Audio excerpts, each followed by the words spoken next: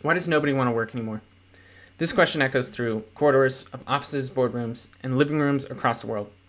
In a time when job opportunities are abundant and the promise of a stable career is within reach, why are we witnessing an unprecedented shift in work attitudes?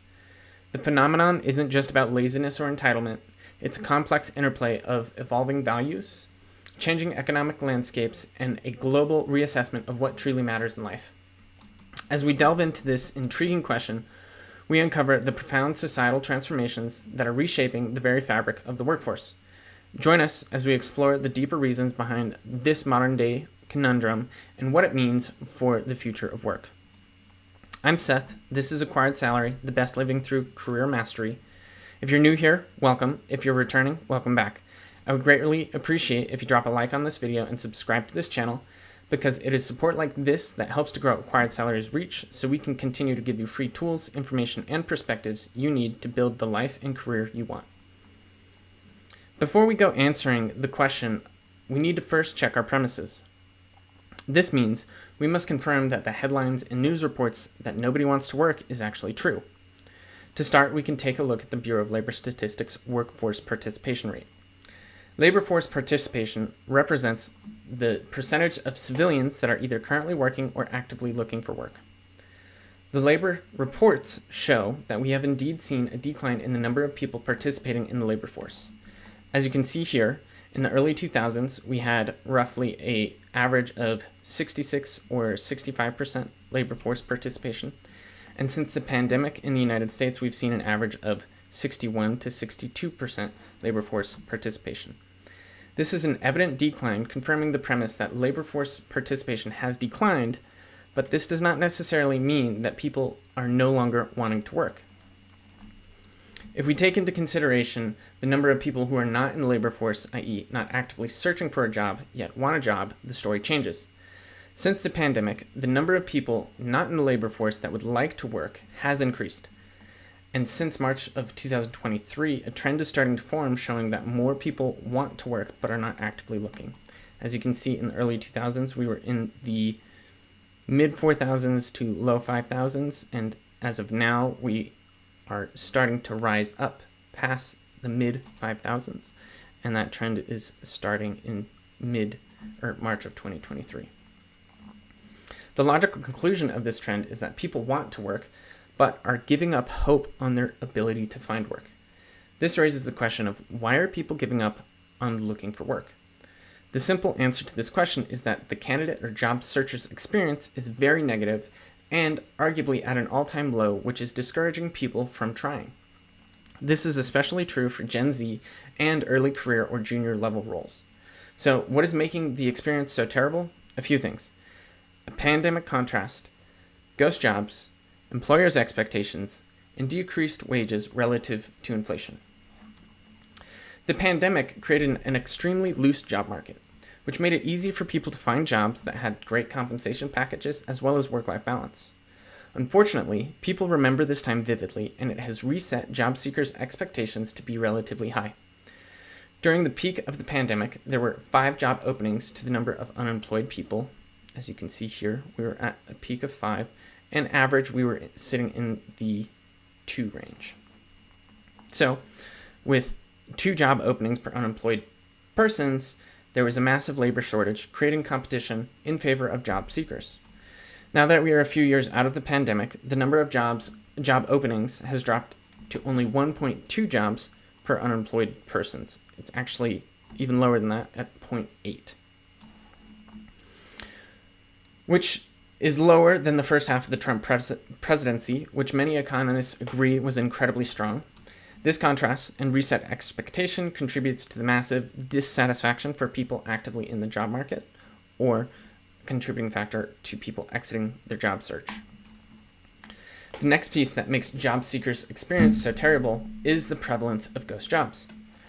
Over 1/3 of hiring managers, 39% to be exact, report companies posting fake job postings, otherwise known as ghost jobs.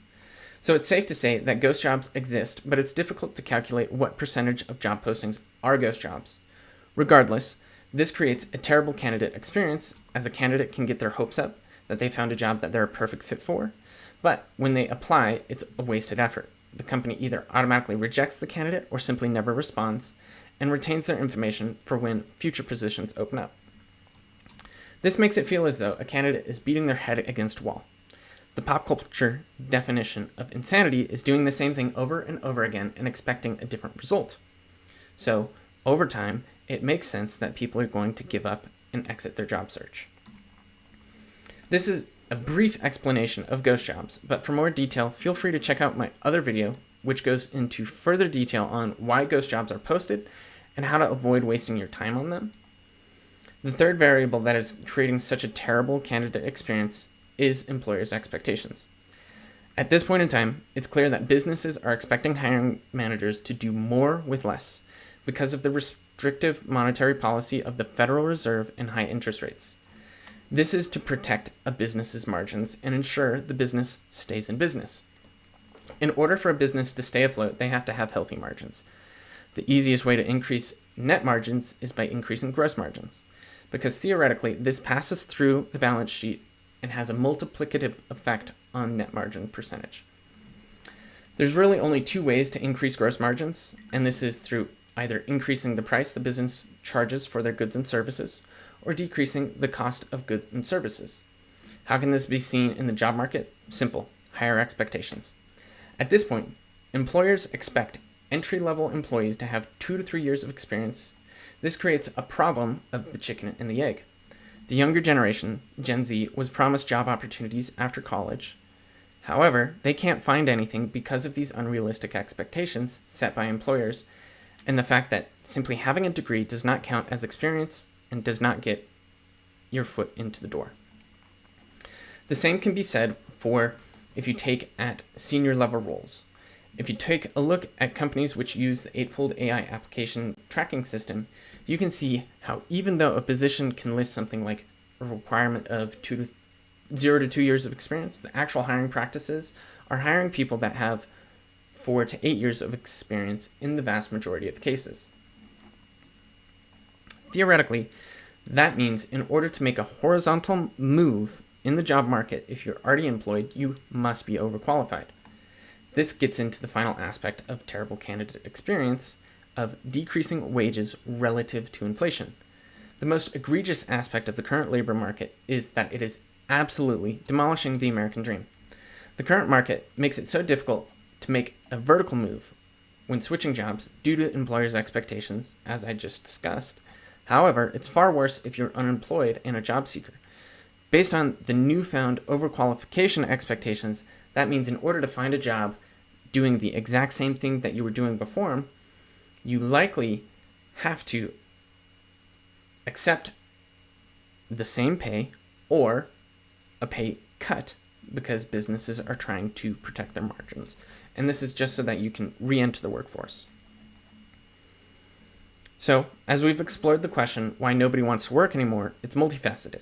It's not just about disinterest or entitlement, but a complex web of economic realities, evolving societal values, and a job market that can often feel unwelcoming and disheartening. The data shows that many people do want to work, but are feeling discouraged by a negative job-seeking experience, unrealistic employer expectations, and stagnant wages that fail to keep up with inflation. Understanding these challenges is the first step toward addressing them. Employers need to rethink their hiring processes, ensuring they offer realistic opportunities and fair compensation. Job seekers should be aware of the landscape and arming themselves with strategies to navigate ghost jobs and overqualification traps. Most importantly, we as a society need to continue this conversation, advocating for a labor market that values and respects the aspirations of its workforce. By doing so, we can create an environment where everyone feels empowered to pursue meaningful work. What do you think? Please share your thoughts in the comment section below, and if you've made it this far into the video, you may as well like the episode and subscribe to this channel so you do not miss out on future videos to help you master your career. While you're at it, consider watching my video on why it feels impossible to find a job. Until next time, thank you.